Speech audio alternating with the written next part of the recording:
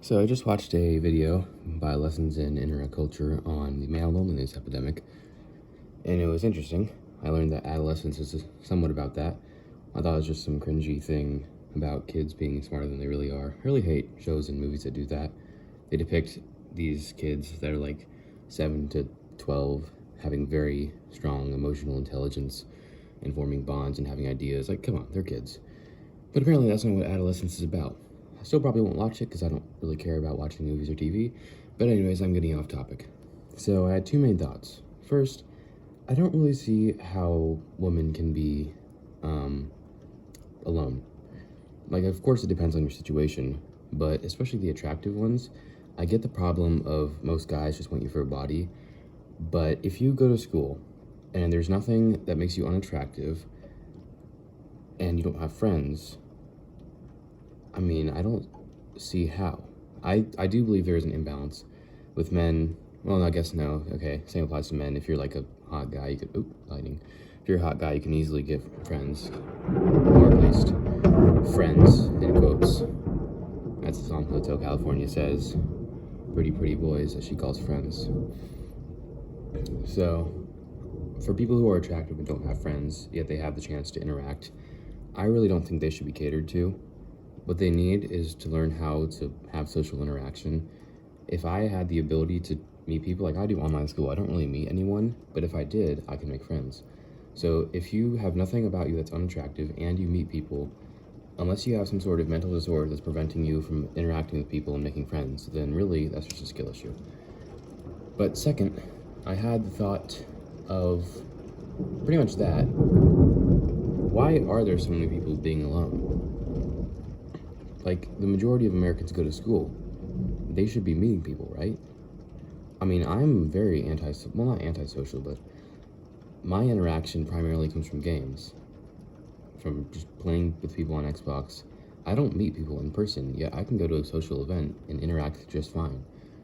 What is happening to people? How are they getting to a point where they can't talk to people, even though they have the opportunity to do that at school every single day? And if they have at least one friend, then they have someone to talk to. So I don't really understand that. But that also made me realize just how good it is to be resilient.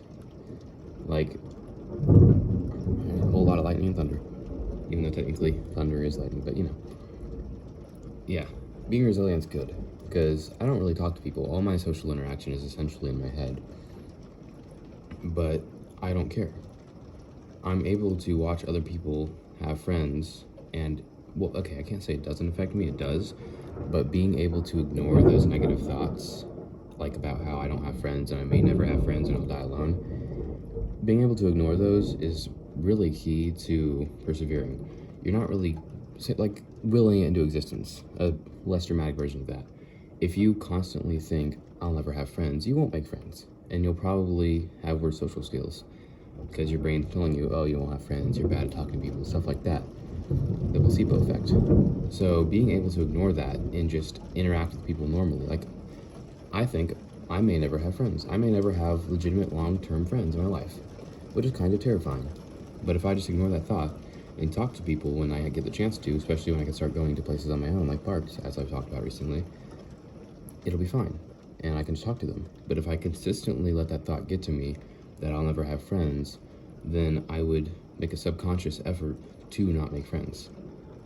So really, it's just about socializing. That's the simplicity of it. Obviously, there is challenges. You have to work through all the jerks and backstabbers and super emotional people and antisocial people and embarrassing moments. And that's life. That's life in general. But in terms of interacting with people, you really just got to get through it if you want friends. It's obviously a lot easier at school when getting through it means basically interacting with a quarter of the school. At least someone in there is going to be someone who's fit for you, unless you're like very, very unattractive, both physically and emotionally or mentally, or some reason. Like if you're extremely antisocial, or you're disgusting, or people think you're psychopathic, you're not going to have friends. But if there is no reason for you to not have friends, and you don't have friends, then in my opinion, why are you complaining? That's what I would consider to be just a loser. I don't think, like, there's obviously a debate between, like, the two kinds of people. Oh, they don't have friends, it's so sad, and oh, you don't have friends, you're a loser. It depends.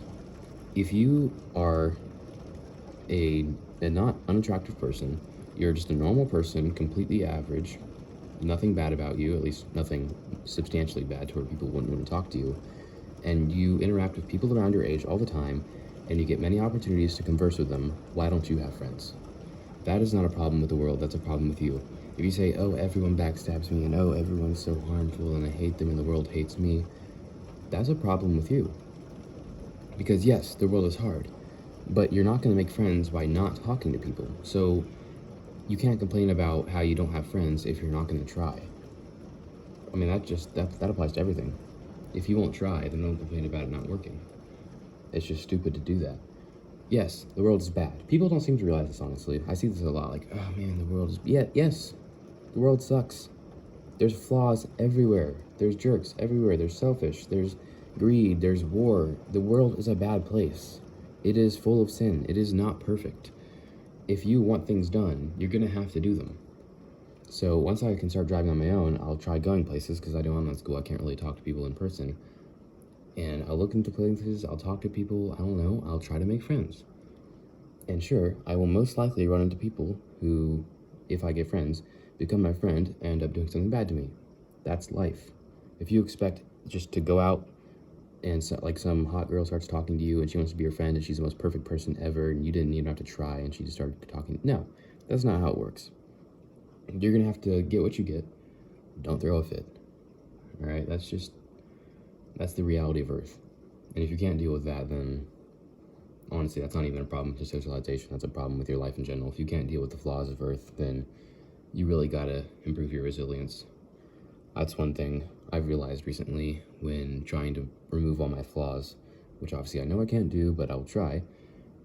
You have to put up with things. The world is imperfect in every single way. You will never find a single perfect thing on Earth. Everything has its flaws.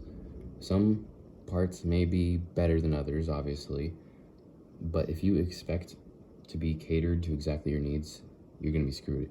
So I'm learning to deal with a lot of the minor inconveniences in life, because that's just gonna happen. And overall, just get through it. You can't change it. If you can't change it, go ahead. And if you can change it, but you're not, and you're complaining about it, then wow, you suck.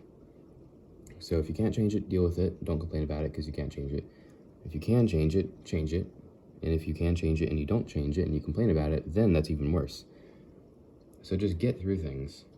I mean, that's how life is going to work. You can find guides everywhere on how to do pretty much anything.